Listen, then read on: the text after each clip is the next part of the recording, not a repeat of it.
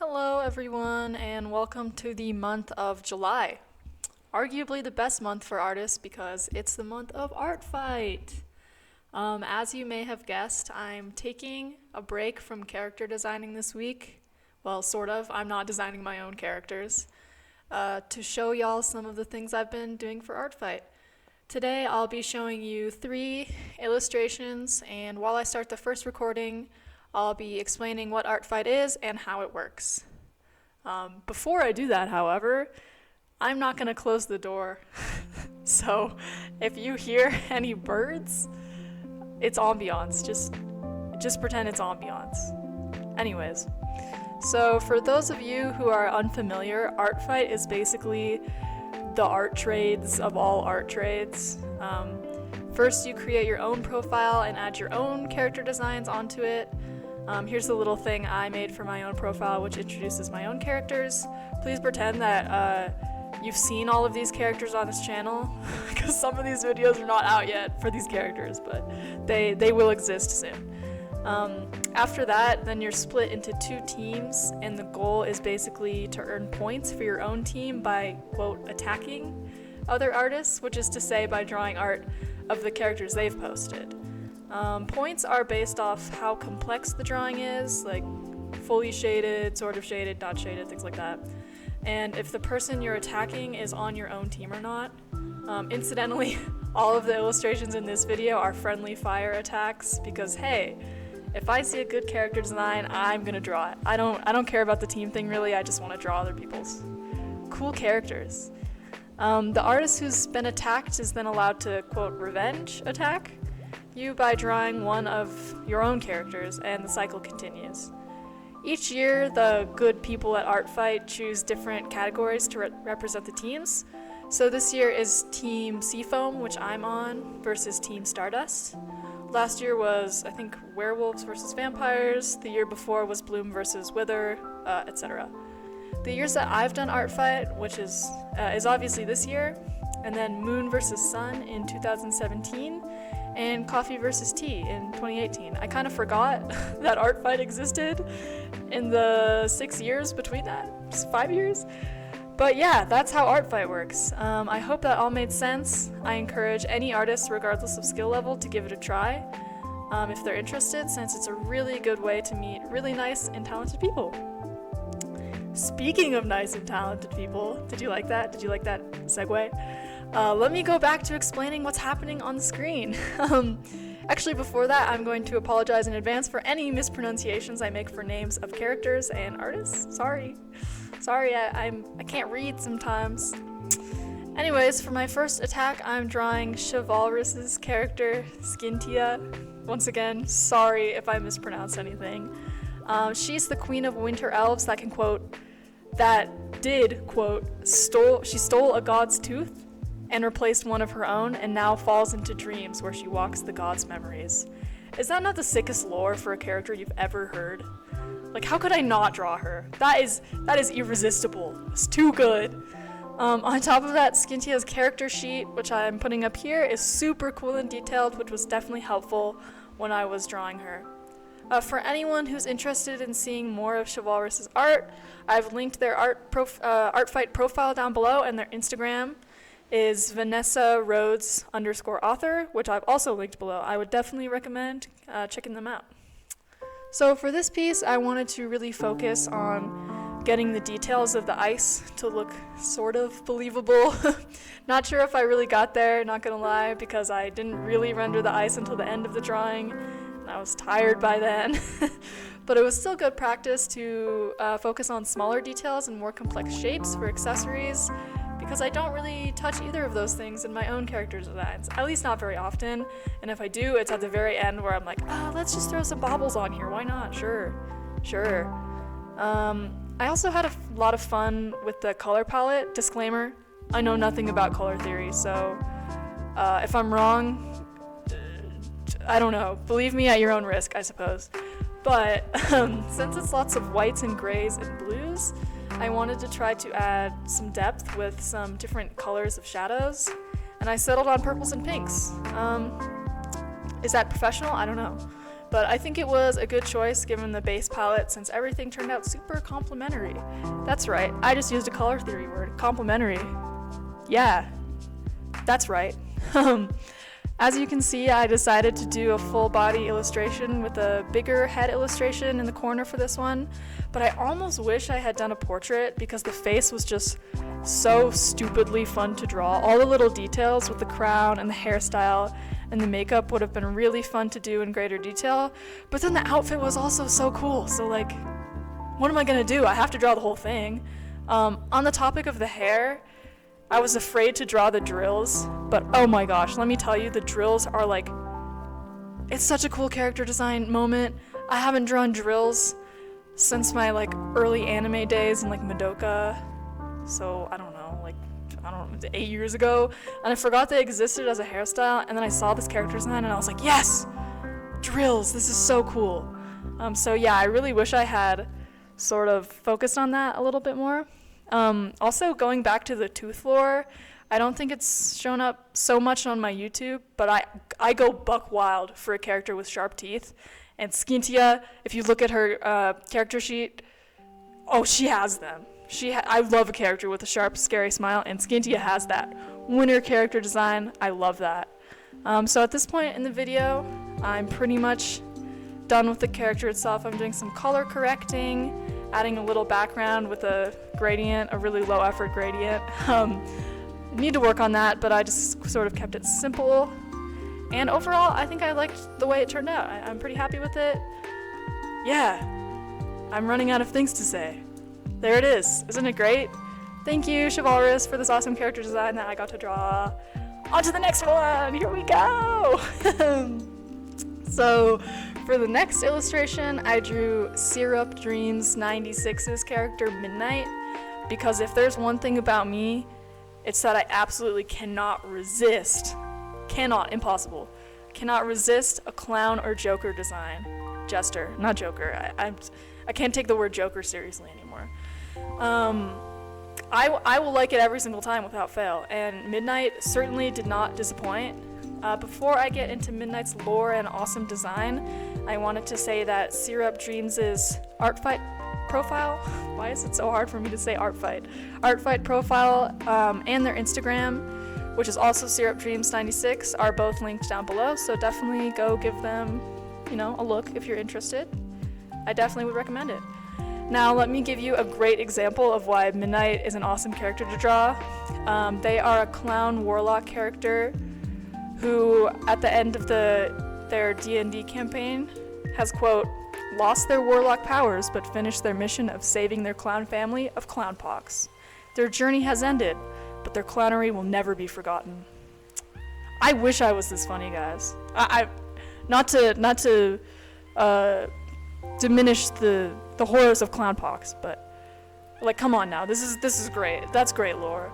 I'm gonna admit that I chose to draw Midnite just based on appearance alone, but that description, the D&D lore, makes it 100 times better, and I'm so glad I made this decision. So for this illustration, I did in fact decide on a portrait, as you can obviously see, but naturally I had to make it difficult for myself in some way, and that way was drawing hands. I have a long history of rendering hands in portraits for a stupidly long amount of time, but of course I couldn't just leave it at that. Oh no, nope, not me. So here you're going to see me drawing some foreshortened ? I think it's foreshortened hands. Admittedly, I did the initial sketch for the hands first and off camera because I was afraid. I was afraid of that whole process taking forever and being very tedious to watch. But you all do get the absolute pleasure of watching me go through the process of rendering those hands, which was also so scary, and I'm pulling up reference right now for other hands that I've drawn. I think at first they were really blocky. You can see right now I'm blocking in the colors, but I sort of blended them out into a way that looks okay. So overall, I'm happy with them. It was rough, but I did it. I pulled through. I pushed through. All things considered, yeah, I think I'm happy with the final result of them, which y'all will get to see soon. If nothing else, it was a good practice in drawing hands and sort of learning foreshortening. Emphasis on sort of because, it was a reference photo. I was just like, Is this how cylinders work in perspective? In terms of line art, I think this line art is a lot thicker than what I usually do, and also begrudgingly a lot more refined. I say begrudgingly because if you know anything about me and this channel, it's that, at least in most cases, I just don't like doing detailed line art. I usually just do a basic sketch and then get into flats and painting almost immediately. Is it efficient? No, absolutely not. Am I going to change that? Also no. It's staying, so that's too bad. The exception to that rule, though, is portraits, because I like pretty much every part of the process of drawing and coloring a face. Even the line art. I hate to admit it, but the line work is fun. And especially when it's the eyes and the mouth. Those are like my two favorite parts. On that topic, I think the line art for the teeth looks kind of wonky. Like it's super thick, which I feel like I see referenced as like making a character look scary. If you do the thick teeth line art, I don't know. But it actually, it kind of adds to the weird clown vibe, so I'm not really mad about it. If I were to do it again, I would maybe make the line art color a bit lighter, but I think it turned out fine it turned out fine, so I'm not really sure. Maybe I would just leave it. I don't know how I would do it. It's all in one layer now, so that's that. I had a lot of fun with this one, trying to paint a portrait in a painterly style, but trying to use color to refine shape instead of spending hours rendering and blending. Does that make sense? I don't know. But don't get me wrong, I still did some of that rendering and blending. But since I tried to keep these pieces to 3 hours-ish, it was really good practice in sort of refining my own process, seeing how I can make things more efficient and quicker, and then practicing using colors effectively. Admittedly, both of those things are something I still have trouble with, but that's why this channel exists. It's all about making progress and not worrying too much about mistakes. Just go for it, just do it. You know, who cares? It's good to someone. It's good to me, even if I made a mistake. So there. I feel like I draw a lot of characters, or I don't draw a lot of characters with makeup. So it was definitely good practice to try to render a face with like non-skin toned colors. And then on top of that, there are several colors on the face itself. So like trying to figure out how the shading works when there's multiple colors on the face. I don't know. It was good practice. It was kind of hard, but I did it. Did that make sense? Did I explain that well? I don't know.